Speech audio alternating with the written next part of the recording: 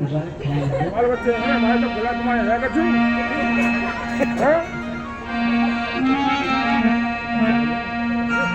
भैयाओं, आज श्री सुखदेव जी ने कहा कि राजन, इस धरातल पर कुछ भी नहीं था। क्षीर सागर में भगवान विष्णु की नाभि से कमल और कमल से ब्रह्मा जी का प्रादुर्भाव हुआ था और ब्रह्मा जी के आदि प्रवर्तक हुए। उन्होंने जो है सृष्टि का क्रम आगे बढ़ाया। विष्णु भगवान के कहे अनुसार 4 पुत्र पैदा किए, सनक, सनंदन, सनातन एवं सनत कुमार। रुद्र भगवान को पैदा किया और उसके बाद सृष्टि का क्रम जब नहीं बढ़ पाया, 4 पुत्रों के द्वारा ब्रह्मा जी को श्राप लग चुका था, क्योंकि उन्होंने एक कन्या को पैदा किया। पुत्रों ने जब मना कर दिया तो कन्या को पैदा किया था जिसका नाम था सरस्वती। तो ये विचार किया कि मैं अपनी बेटी के द्वारा सृष्टि के क्रम को आगे बढ़ाएं। तो 4 पुत्रों ने श्राप दिया, पिताजी आगे आने वाले समय में ना तो तुम्हारी कोई पूजा करेगा और ना ही मंदिर बनाया जाएगा, क्योंकि तुम्हारा भाव बहुत गलत है बेटी के प्रति। इसलिए अब जब श्राप लग गया तो ब्रह्मा जी ने विचार किया कि अब हम करें तो करें क्या। विष्णु भगवान ने कहा कि सृष्टि के क्रम को आगे बढ़ाना। उन्होंने फिर से तपस्या की और इतनी तपस्या की कि अपने शरीर के 2 भाग कर दिए। दाएं बाएं अंगों से एक स्त्री और एक पुरुष को पैदा किया, जिनका नाम है मनु और शत्रुपा। मनु और शत्रुपा, हम लोग मनु और शत्रुपा की ही संतानें हैं। वहीं से सृष्टि का क्रम आगे बढ़ता गया। समय के अनुसार आपको बता रहे हैं। तो महाराज मनु के 2 पुत्र पैदा हुए, उत्तानपाद और प्रियव्रत। 3 पुत्रियां पैदा हुई, आकुति, देहूति और प्रसूति। आकुति का विवाह ऋषि रुचि के साथ में किया गया और देहूति का विवाह कर्दम ऋषि के साथ में किया गया। और जो सबसे छोटी कन्या थी प्रसूति, प्रसूति का विवाह दक्ष प्रजापति के साथ में किया गया। उत्तानपाद समय के अनुसार राजा बन चुके थे।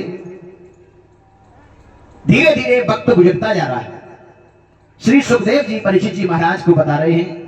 अब जो सबसे छोटी कन्या थी प्रसूति, उनके द्वारा एक कन्या पैदा हुई जिनका नाम था सती। और सती का विवाह देवाधिदेव महादेव भगवान भोलेनाथ के साथ में किया गया था।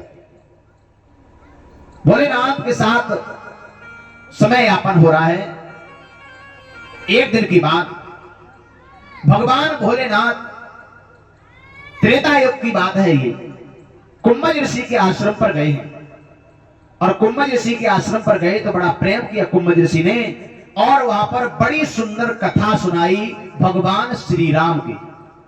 श्री राम का अवतार हो चुका था और राम जी की कथा सुन करके भोलेनाथ लौट रहे हैं।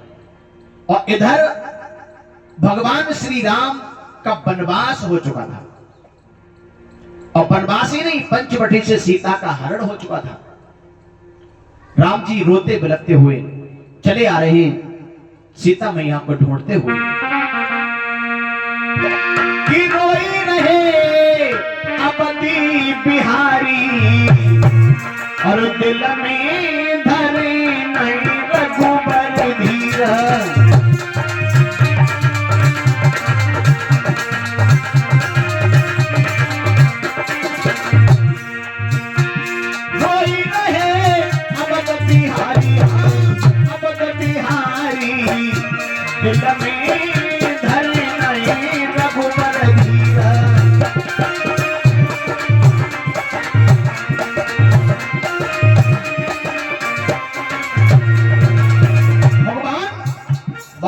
रो रहे थे और कितने रो रहे हैं।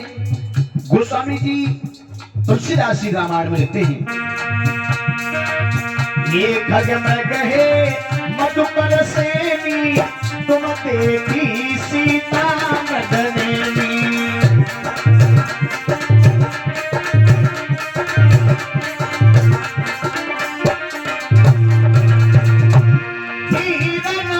मन में नावे रोई रहे रघुवीर।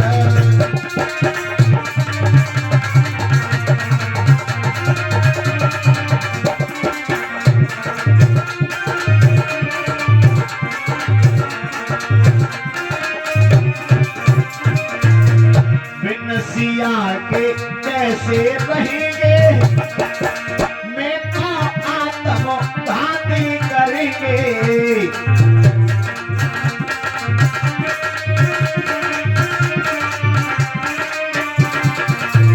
बिन सिया के कैसे रहेंगे, मैं तो आत्मघाती करेंगे। धीरज